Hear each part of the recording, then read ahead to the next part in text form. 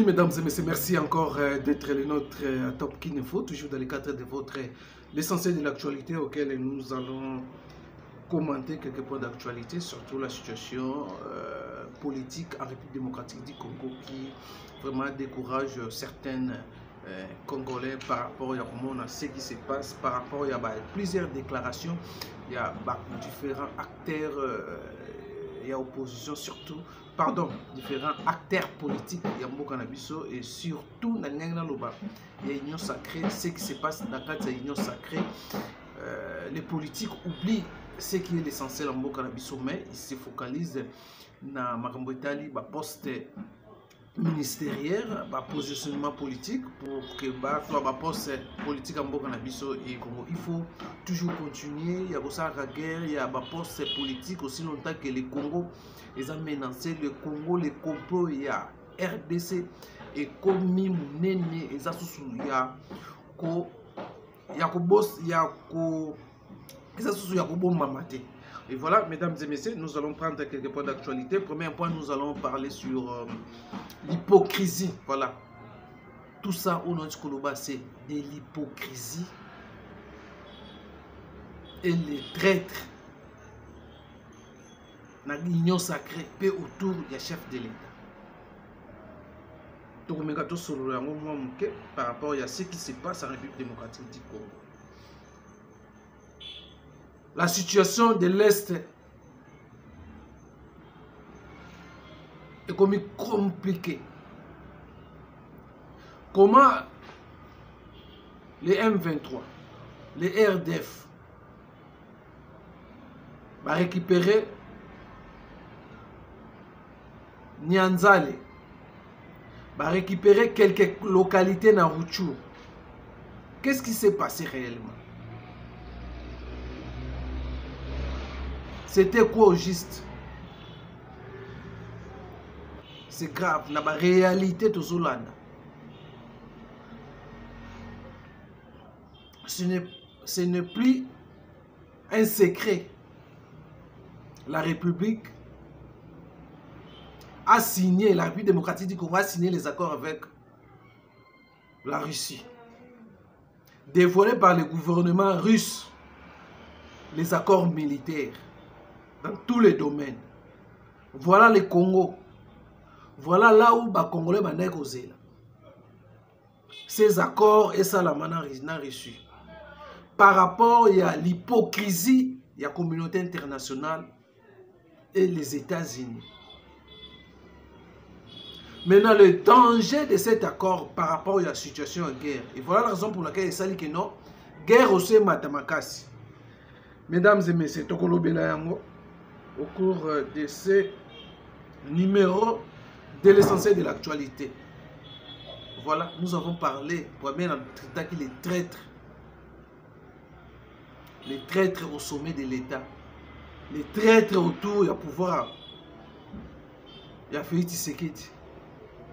Et voilà.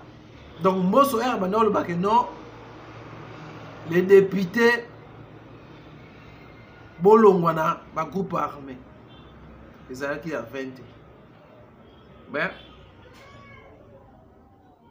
on ne comprend pas. Les politiciens. Ils ont contribué à l'arrestation. Il y a quelques politiciens du Nord Kivu au bazar pour entretenir, au bazar pour collaborer dans Rwanda pour que la situation est à la Nengezali. Les amis solo toko solo au cours de cette émission. Voilà, mesdames et messieurs, abonnez-vous massivement sur Top Kin Info. Voilà, mesdames et messieurs, nous sommes là, toujours dans les cadres. Il y a Sabino Basango Yambo Cannabis. Et voilà encore, comme je vous ai annoncé, les thématiques que Tokomeka a développées et puis Toko Chité dans l'interview que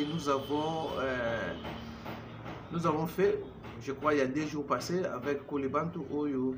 Tomega ko soloné quelques points d'actualité, Toko Satélé Nawana, Toko Lobela aussi. Comme chef de l'État, il est déjà, les Congolais sont impatients pour la sortie du gouvernement, la nomination Premier ministre et puis la sortie du gouvernement. chef de l'État outil Qatar ko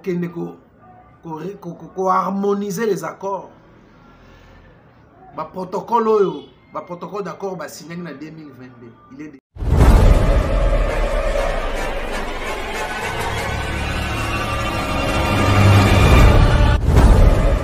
alors, mesdames et messieurs, comme je vous ai dit, alors les hypocrites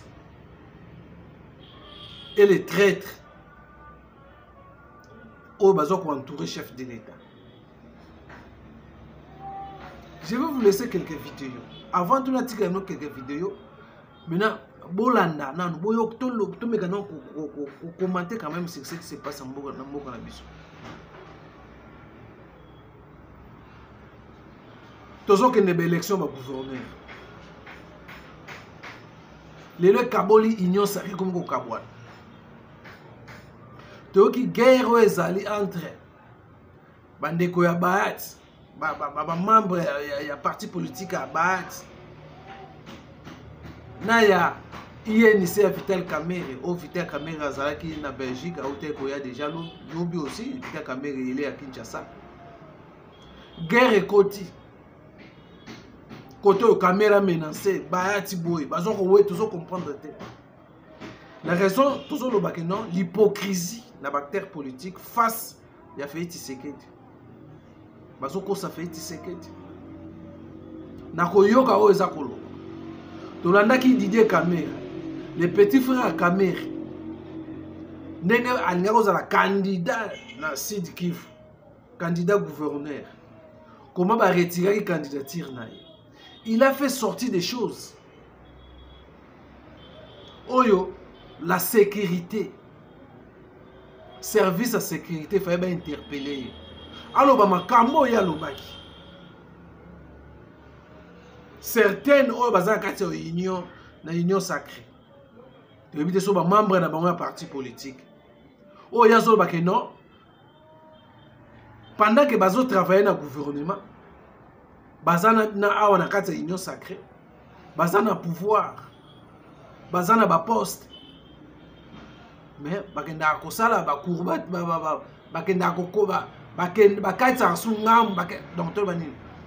ils traversent aussi. Rwanda.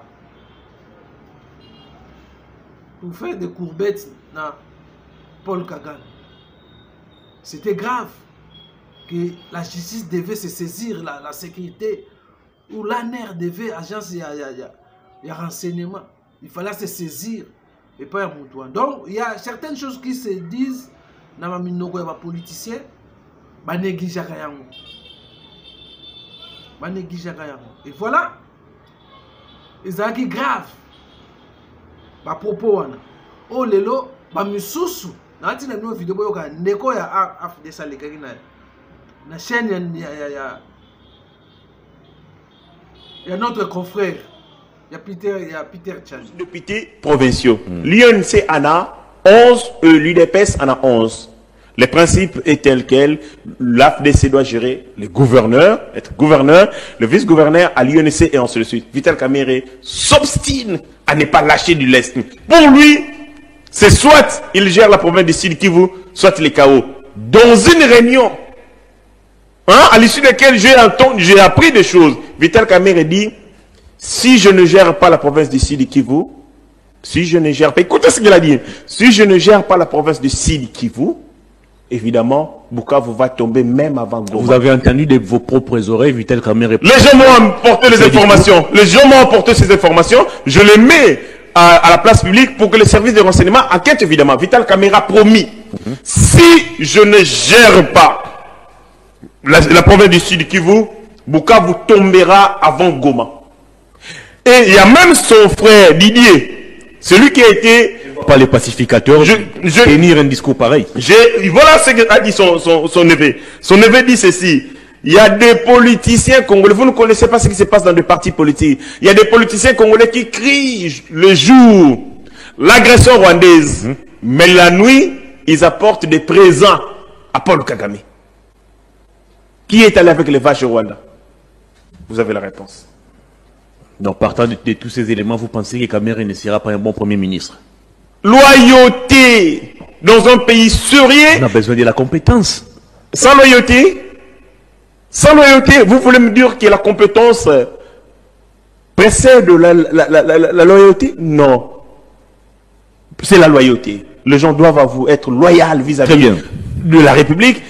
Les compétences, il n'en manque pas, il y en a plusieurs. Donc, Vital Kamerhe éminence la République. S'il ne gère pas Sidi Kivu, eh bien, Goma, et Bukavu va tomber avant pour Goma. Je me pose la question. Je ne vois pas va-t-il appeler? Je ne vois pas les pacificateurs Vital Kamerhe tenir un tel discours. Non, ne suivez pas ce que disent les hommes politiques. Regardez ce qu'ils font. Vous comprendrez leur vraie nature. Il dit des choses graves. Il a fait une révélation très grave. Je ne sais pas si c'est vrai. Si c'est vrai.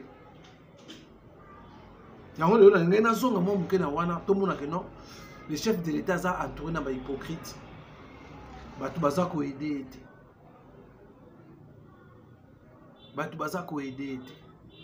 Est-ce que Vital Kamerhe peut faire ça?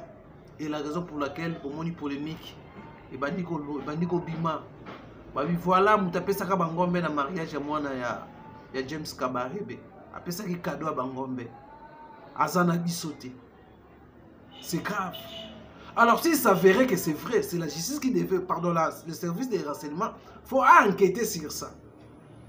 Pendant que la situation s'est dégradée à niveau à l'Est de la République démocratique du Congo.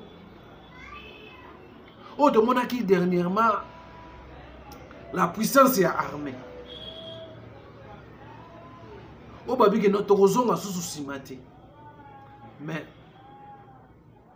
na Rutshuru, Nyanza est tombé et certaines localités. Qu'est-ce qui se passe réellement dans la situation guerreuse? Est-ce qu'il y a le monde dont des gens salama, ils ont fait ça maintenant, bon c'est la nan. Tous les salana nous ba démarche diplomatique et ça nan. Boy. Voilà, pendant que trêve, c'est ça, pendant que besoin de stopper, l'ennemi se prépare, se renforcer. Voilà, mercredi, comment Nyanzale, centre Tombaki et quelques localités. Mais ici, guerre, il y a ma poste, ma politicien. Voilà l'hypocrisie. Et les traîtres. C'est Kamerhe à Lobaki en haut. Les traîtres, le chef de l'État, les traîtres, il y a union sacrée. Alors, trop c'est trop, je crois que ce n'est plus un secret. Le gouvernement RIS a publié, a dévoilé l'accord entre la Russie et la République démocratique du Congo. Voilà encore, guerre placée Makassi. Voilà l'hypocrisie de l'Union européenne. La marche contre l'Union européenne, contre les États-Unis, malgré leur discours, malgré ma déclaration qui nous condamne, condamner Rwanda. Les Congolais, Sengaka,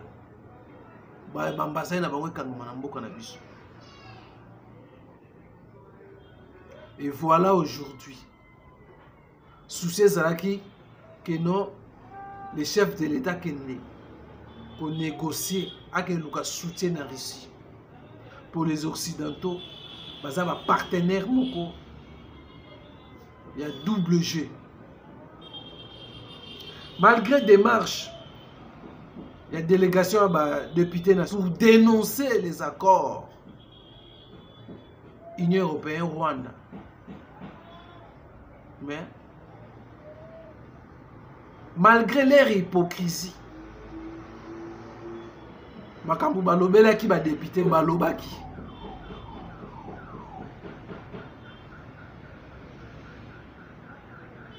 Et cet accord après publication, accord Rwanda gouvernement RDC RIS, accord militaire. C'est que tout ça hypocrisie na bango. On ne condamne pas Rwanda, mais ils ont poussé la RDC à fléchir devant Rwanda. Il y a qu'à dialoguer dans Rwanda, il y a qu'à dialoguer dans M23. La solution, il y a paix à RDC. Pour nous, il faut toquer le dialogue. Voilà l'hypocrisie de l'Union européenne. Les traîtres de l'Union européenne. Et voilà. La raison où le Congolais va s'épeler. Il y a cet accord militaire avec la Russie. Et Poutine aussi avait fait un communiqué à Bengaki, en tout cas les membres de la BRIC, va soutenir la République démocratique du Congo face à l'injustice. L'Occident, l'Union européenne, les États-Unis, Basosala. Et voilà, et puis si bango qui pelekesi. L'Union européenne bazui qui pelekesi. Vous ressentez on a bajou et zéro yawa, bazoi qui pelekesi au sakanate. Et bango peut bazo renforcer Rwanda. Bazo renforcer Rwanda. Voilà, mesdames et messieurs. Le grand le blamant sur les hypocrites, même dans l'Union sacrée, même na niveau il y a communauté internationale ou partenaire na biso na ba partenaire fiable la campagne à partenaire fiable les États-Unis. Alors je vous ai dit l'autre fois, après sortir gouvernement Bokomona bateau s'est rangé derrière Colin Nanga. Donc Kagame travaille avec même les politiques congolais. Kagame a travaillé avec les politiciens congolais. Malgré tout ce qui se dit, oh dialogue, oh la paix, l'Union européenne il faut que les gars na dialogue, tout dialoguer. Mais bazoyoka la République démocratique était, mais bazoyoka plus Rwanda Paul Kagame. C'est Paul Kagame qui oh yaza bazako pese vraiment lito imakasi ke biso la RDC. Les réalités est autre. La République démocratique du Congo a dit que non, réalité ça mouchouchou ça oyo Paul Kagame a lobate. Tolandi comment Paul Kagame azako mate azako asali soki tobe na ebite so pe baza ba réfugié à solo ba congolais na Rwanda oyo a manipuler bon ba sala marche ba dénoncer ndenge bazo boma. Les Banyamulenge, les Tutsi congolais. À ça ici, on marche. Puis à ça, les plans moussous ya sika. D'ailleurs, allié à Zongisa, soi-disant, les Congolais, les réfugiés congolais, les Rwanda pendant 30 ans, les Zongawa, Tala Lukuta. Allié infiltré encore les Congolais. Donc, éviter notre sécurité, les après tout, les Monyonga, bon, les Tiki na bango, ndenge, tout le monde a ondé, les Tika na bango. Voilà, mesdames et messieurs. Pour s'atteler dans l'interview dans les banques. Alors, pour aussi ça, l'arrestation, il y a quelques politiciens dans Nord Kivu où l'armée congolaise a Kangaki Bango à flagrance où il passe, ça lui passe. Je crois que ce n'est pas du nouveau. Les gens qui travaillent avec les rebelles sont à Kinshasa dans des institutions, il y a beaucoup de gens basés belé. Mais tout cela, on a la place publique. Tout est bango. Et puis tu peux commenter, tu peux banani, baza pena bango. On avait déjà dit plus de 350 personnalités politiques. Bana AFC nae, Alliance Fleuve Congo, Bazali. Alors, je voulais vous signaler aussi pour l'enterrement de mon ancien, mais il a été enterré à minuit dans son village natal. À minuit, il y a l'élo. Donc, le boudou, il y a mercredi, jeudi. C'est aussi son testament, le bac qui est sur la pour entre 0h et 1h. Donc, mon ancien, on y est. Nous allons revenir prochainement avec les images. Alors, Pour terminer, mesdames et messieurs, je vous laisse suivre Kole Bantu qui réagit par rapport à les déplacements. Il y a des parlementaires en Belgique pour solliciter l'annulation. Il y a contrat Rwanda, Union européenne. Et il a réagi sur le futur gouvernement. Le gouvernement faut ça. Il ne faut pas un gouvernement. Et la situation de l'IDPS. Je vous ai dit, ça y est, révélation aux certaines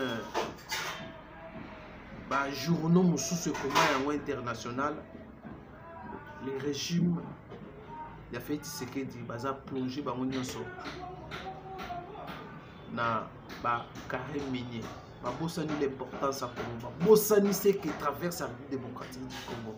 Au lieu de se concentrer, au lieu d'analyser la situation,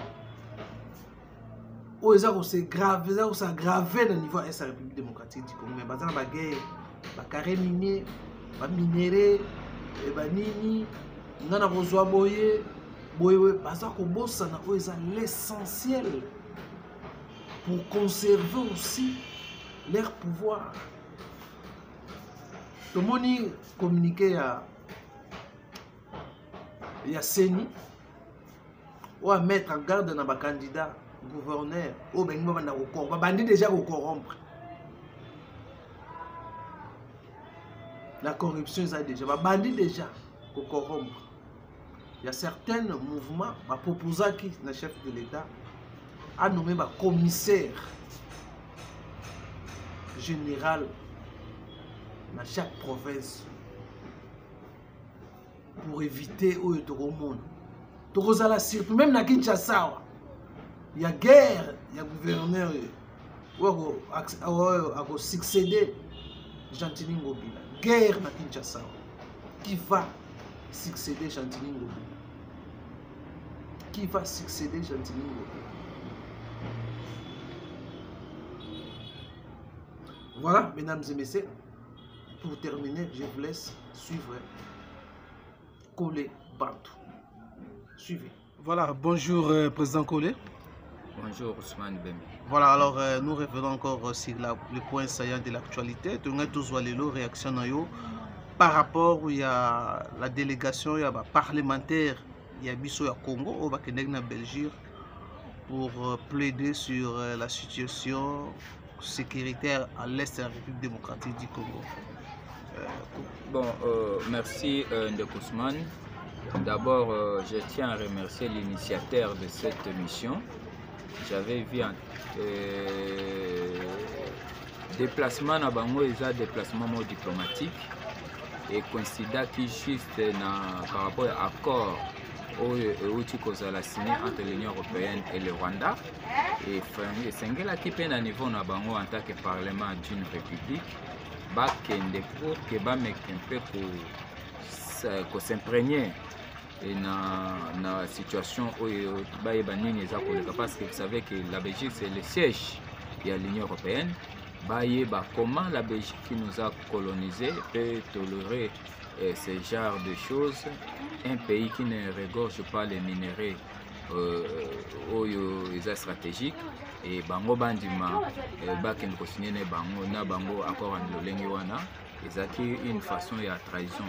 Donc sengela qui le Parlement congolais dans le cadre de la diplomatie bakende bakutana ba collègues na bango ba solola pour ba sensibiliser batalisa bango mabe to conséquences il y a accord wana et puis ba mekempe cause d'information supplémentaire il y a oyo biso to zanango te ou peut-être bango ba ko détenir par rapport à l'accusation il y a Rwanda contre la République démocratique du Congo.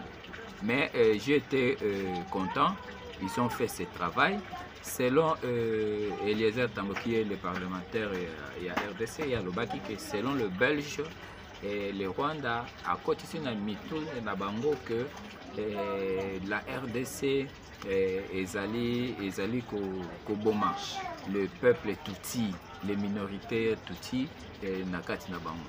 bango pe na côté na biso tobeka kotalisa bango que au Congo nous n'avons pas un peuple minorité comme majorité et tozali biso nyonso tout ba congolais bandeko ya libanda pe oyo bazali basepeli kofana na Congo comme deuxième mboka na bango, ils sont protégés par la loi et ils sont censés aussi de respecter la loi de la République.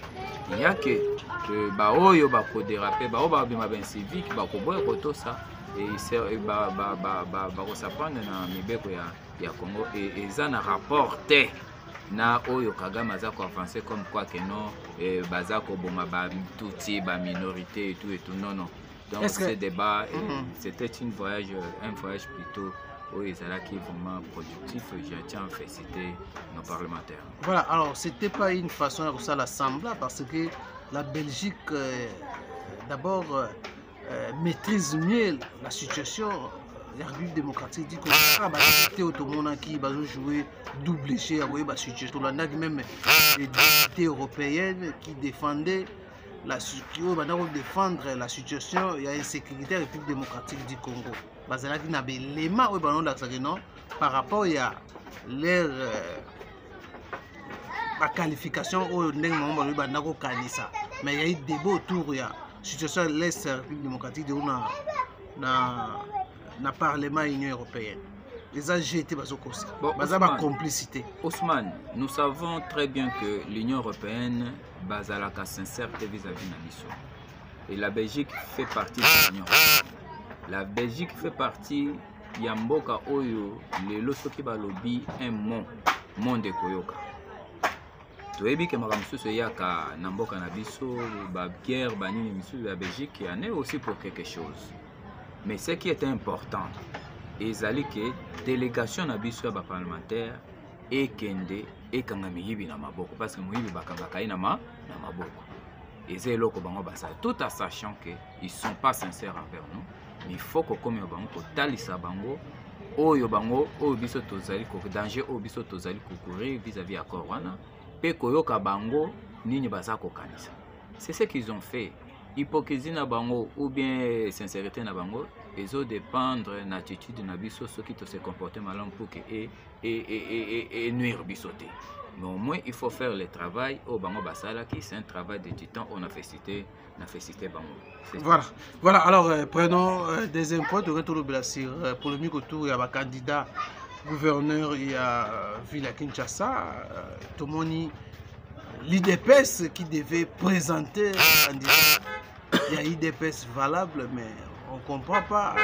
Tout le monde IDPS besoin ça là qui jalelo na bateau ya IDPS bateau ba outil liban ba msusu ba lobi bongo et au confirmer biso le polémique autour il y a Deo Kasongo qui aussi se prétend donc as un candidat pour na kozwa ville à Kinshasa. Certaines balobi que non il est de l'IDPS na bino ba combattant il contribue il ba msusu ba ke plus lo babi azaki membre d'honneur ya IDPS ba manifestation nyonso ba activité presque belé à IDPS c'est lui ndem de financer pe ko msambo on est belé. Alors question msusu ba mais bobosani j'ai Koko Mulumba bomo tanga ba kombo msusu bote j'ai Koko Mulumba wapi quelques jours il y a nomination na tout le monde ba prouesse abi que pour les Congo Kinshasa a problème il y a bolingo ya kolinga Kinshasa changer ko changer tout le monde ba biloko a réaliser moi mike kaka na propre mbongo na yemoko. Merci Ndeko Ousmane. Naza vraiment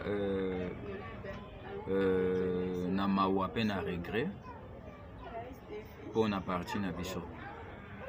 Oyebi na tango naza kolanda média na landi déclaration il y a des cellules sectionnaires de fédéraux entre parenthèses soutenant M. Deo Kasongo comme candidat député de l'UDPS alors que Ngana pour le moment au sein de l'UDPS nous avons des problèmes sérieux surtout sur le plan de fonctionnement. Kotala organe union solelo ezali illégitime organe nyonso ya IDPS lelo eza illégitime. Et ba sectionnaire banini wana bauti wapi? Ba sectionnaire ba cellulaire wana bauti wapi? Soko tali na sima ya ba sectionnaire wana ba sa déclaration ya Deo Kasongo.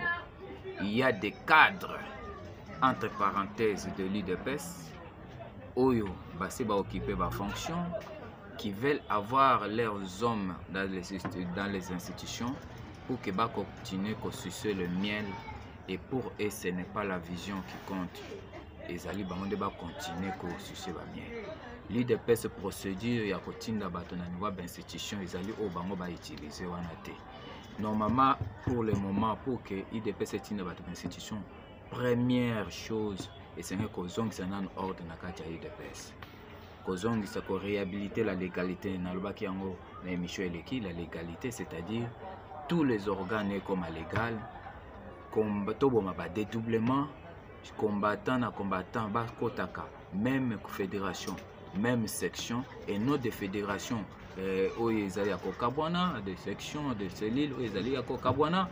Donc, par ça que, on comprend que na kati ya désordre nyonso eza kosalama wana clientélisme ezali kobotama na sima clientélisme tozozwaka bato ya libanda qui n'ont pas des initiatives, qui n'ont pas l'idéal de l'IDPS, mais qui se servent des logos de l'IDPS et se servir aussi na ba combattant, le roi ba combattant misal les alités, les alités, baza facile à corrompre. C'est ainsi que baso ba pesi ba moi ba mike ba l'équipe basali ba déclaration, il y a ba soutien, il y a un monsieur qui a été longtemps auprès de maman Olive Lembe. Et j'ai entendu dans la déclaration à Salamingi, mais à Salamingi n'a qu'à dire il y a pas faire naïe. À Salamingi n'a qu'à dire pas faire naïe. Qu'est-ce qui prouve que ce qui est là coach à Salamingi pour na Kinshasa? Est-ce que n'a qu'à dire IDPS? Tozali na ba cadre te ba combo oyo ba combattant na ba yebi ya minene na kati ya ba cellule na kati ya ba section. Au bazan la compétence que ba propulser peut ba kende kuna ba semer ba fonctionne. Il faut ba kende ko luka bato ya mbongo pour que bango bali aka na sima na bango. Ça c'est du clientélisme et pour nangai ils sont en train de salir le nom de l'IDPS et faire regretter tiens tu sais des places à Kufa na Tombo, donc c'est pas normal. Moi je ne suis pas pour cette candidature. Donc selon l'opinion de Balwa Tshisekedi Akufa kendana IDPS neza solo comme ya solo Akufa akendana IDPS sinayete. Mais à Formaka, seulement que bateau à Formaka baza étouffé parce qu'ils n'ont pas les moyens de faire leur politique pour valoriser valeur. C'est pourquoi dans les jours à venir, j'en profite pour lancer, dans les jours à venir, l'opinion verra un mouvement qui sortira au nom des Minerves. Mouvement wane kozala na biti ya ko valoriser ba valeur nyonso oyo Etienne Tshisekedi akandaki ko défendre pe koyeba pour canaliser le peuple congolais vers l'intérêt général et la défense de la patrie. Voilà, alors le Loto Pesa Cheko sont na chaîne de la place. Au Nyoso Kizaki, Bozo Moneye, Kosa IDPS, na Batalibanda. Donc, Cheko, Aza quelque part, Aza na raison na dénonciation salaki na son passage na bosso na politique. Bon, Naza. Na ba dénonciation surtout est lié na dysfonctionnement ya parti nazali en tout cas côté wana il a dénoncé oyo salama parce que na okaki alobaki que non parti est géré et na trois personnes en ndenge ya malamu te. L'impression qui se dégage ya yango wana vraiment ces derniers temps parce que tozomona awa Kabuya est devenu le roi de l'IDPS. Peter Kaza dit le roi de l'IDPS, c'est que ils disent yango de Rosalam. Et curieusement, nous ne comprenons pas. Au bango balobi yango peka chef de l'État za ko landa alors que l'IDPS c'est ça beaucoup fois nous ne comprenons pas ce qui se passe. Mais na rosenga pena ndeko nanga Jeko il faut qu'on appelle constant dans kati ya ba décision na prise ya ba décision. Tango tokomaki na période ya kolongola Kabuya ensemble na Kabundi bakende. Nous avions vu Jeko na kati ya session ya convention démocratique agité soutenant Kabundi et Kabuya auprès même de gifler certains au cadre de l'IDPS bien que bazala son estime comme tel, mais tout le monde qui pour nous soutenir. Alors qu'à l'époque il y avait aussi reproche aller dans le sens il y a je crois ça Kolobalelo contre Augustin Kabouya. Et aujourd'hui je crois après la déception il y a députation parce que roulé de aye ko attaquer nanika Kabouya ba Peter Kazadi, mais c'est pas normal, hein. Ba revendication na ba dénonciation ezali fondé, mais na kosenga epe azala constant na prise ya ba décision ezate aux décision moko lobby ba pesi soki mo eloko ba olongo na nini wana ozongeli batu wana non eza malamu te biso nyonso toyebi ke UDPS lelo ezo marché malamu te fi nini so toni Kabouya ressources humaines UDPS ça combien de membres à sans difficulté à kolonga parce que il s'intéresse pas à l'idée. Il s'intéresse pas. Je parle du que nous avons besoin de carré minier, de faire, on va faire rester. Nabia, nga kota na ba makamu na bango ba faire te. Nga na tikali nde na kati. Ba s'occuper plus, te tozo ba ndé école, donc plus na ba carré minier. UDPS c'est malade, c'est-à-dire ressources humaines et UDPS zo yebana. Nazo proposer solution faut Kabouya allo na tête. Wana place wana nda beti mabe. Et obima loko les acharnements. Parce que Kabouya peut quitter aujourd'hui. Mais ce qui bateau ba entretien na ka ba secrétaire général bazala ya bango batwana ba cesser kozala kotika biloko na te même so Kabouya longwe ba tcheye ko to ba tchenga yo to ba tche mutu mususu même système kozonga. Le problème est que l'UDPS batika autonomie ya UDPS ezala tranquille et fonctionner pour le moment ya ba texte na bango na yango et que interférence dans la prise de décision est à la tenakati ya UDPS. Chaîne ya information, c'est-à-dire kobanda na hiérarchie, tuna cellule ezala respecté. C'est ainsi que nous verrons UDPS initial au Etienne Tshisekedi Atika avec toute indépendance d'esprit et toute la démocratie. Soki kaka bomote ata ba changer Kabouya, ba koluka mutu mususu ba tiye pour elonga Kabouya comment déranger to tia mutu oyo. Comme ça, tu distraire bango. Bazu bache mutu mususu, mais mutu wana eka na système. Tout le monde ngote.